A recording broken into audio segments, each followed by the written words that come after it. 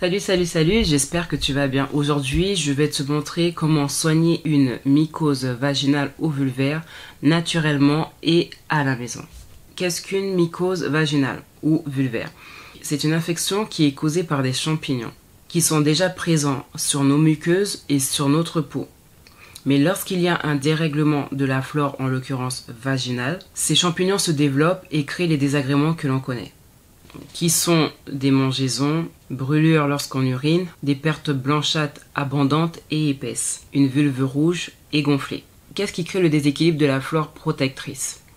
Ce qui crée le déséquilibre de la flore protectrice, ça peut être pas mal d'éléments, comme le papier toilette ou des serviettes hygiéniques non adaptées, certaines matières de lingerie, du nylon ou d'autres matières qui ne conviennent pas. C'est pour ça qu'il est recommandé d'utiliser beaucoup plus du coton. Le stress peut créer également un déséquilibre de la flore vaginale.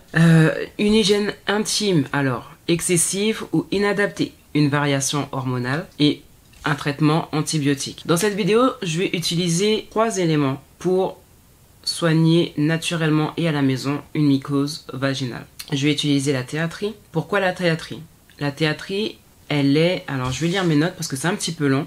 La théatrie calme naturellement les démangeaisons de la vulve, fortifie le système immunitaire quand elle est ingérée, elle rééquilibre la flore vaginale, elle apaise et elle calme les démangeaisons, elle est antifongique, c'est-à-dire qu'elle permet de traiter les infections liées aux champignons, elle est antibactérienne, donc elle lutte contre les bactéries, elle est antivirale, elle booste le système immunitaire et ralentit les infections virales. Elle est anti-inflammatoire, elle lutte contre les douleurs et les démangeaisons. Et enfin, elle est radioprotectrice, c'est-à-dire qu'elle agit comme un rempart pour limiter l'apparition d'éventuelles brûlures. Voilà pourquoi, dans un premier temps, je vais utiliser l'huile essentielle de théatrie pour soigner naturellement et à la maison une mycose vaginale.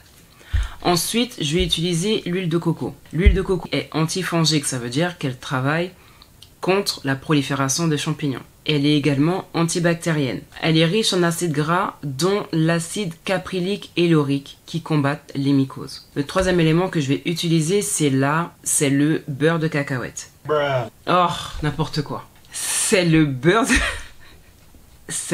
de karité. Le beurre de karité, il est riche en vitamines A, E et F. Et il est doté d'une capacité réparatrice pour tout ce qui est blessure. Par exemple, après l'accouchement ou les démangeaisons qui donnent suite à les petites griffures, les micro-griffures qu'on ne voit pas dans notre zone vaginale, vulvaire. Le beurre de karité va nourrir les muqueuses et va permettre justement que le vagin se rétablisse plus rapidement. Le beurre de karité a pour vertu de resserrer le vagin et de le tonifier. Il permet justement aussi au vagin de se rétablir, notamment après l'accouchement. Il élimine également les odeurs des pertes vaginales et il améliore les sécrétions vaginales. Donc, je vais utiliser ces 3 éléments qu'on va utiliser de 3 manières différentes. On va utiliser la voie orale, la voie cutanée et la voie vaginale. La première utilisation qu'on va en faire, c'est par voie orale. On va avoir besoin d'une cuillère à café de miel ou d'huile d'olive et d'une goutte d'huile essentielle de théatrie.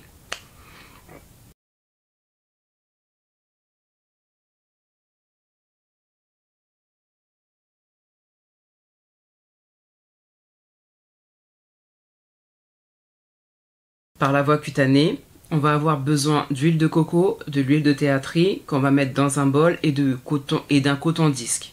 J'utilise une cuillère à soupe d'huile de coco et 2 gouttes d'huile essentielle de théatrie.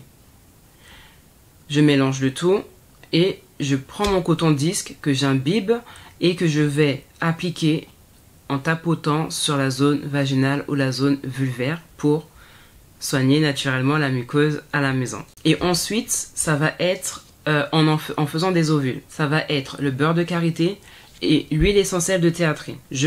Donc mon beurre de karité, j'en prends une cuillère à soupe et je rajoute 2, éventuellement 3 gouttes d'huile essentielle de théatrie. Je mélange le tout.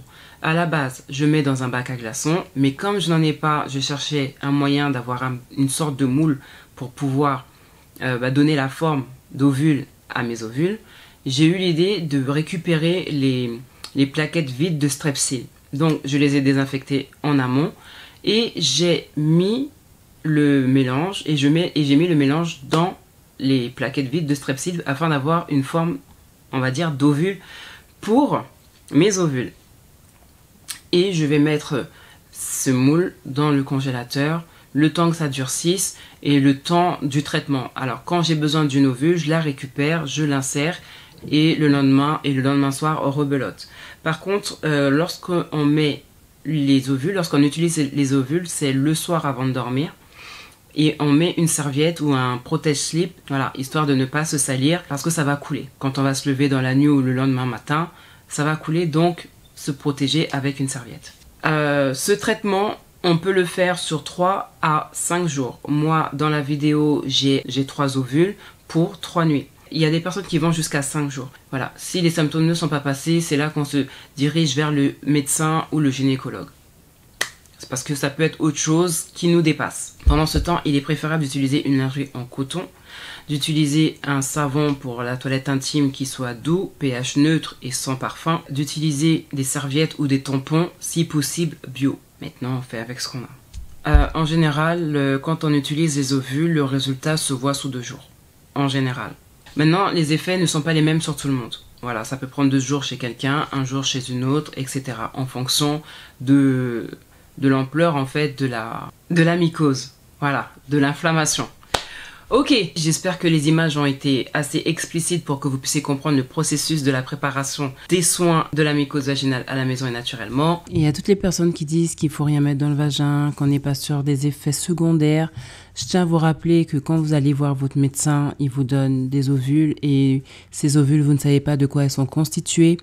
Et même avec ces ovules, il y a également des effets secondaires à redouter, à éventuellement redouter. Donc, dans toute chose, essayez si vous voulez essayer. N'essayez pas si vous ne voulez pas essayer. Je n'impose rien à personne. Je ne fais que présenter, que montrer ce que moi-même je fais pour me traiter naturellement et à la maison. Et comme je l'ai bien mentionné, c'est en amont avant d'aller voir le médecin. Je suis le genre de personne qui fatigue un petit peu des fois d'exposer ma nudité à mon médecin. Si je peux éviter, j'évite. Si je n'ai pas le choix, je n'ai pas le choix. Voilà ce que je fais. En espérant que ça vous a apporté quelque chose et que ça va vous permettre de vous soigner à la maison avant d'aller voir le médecin. C'est tout pour moi, je vous laisse avec ça. Sur ce, bon courage. Mouah.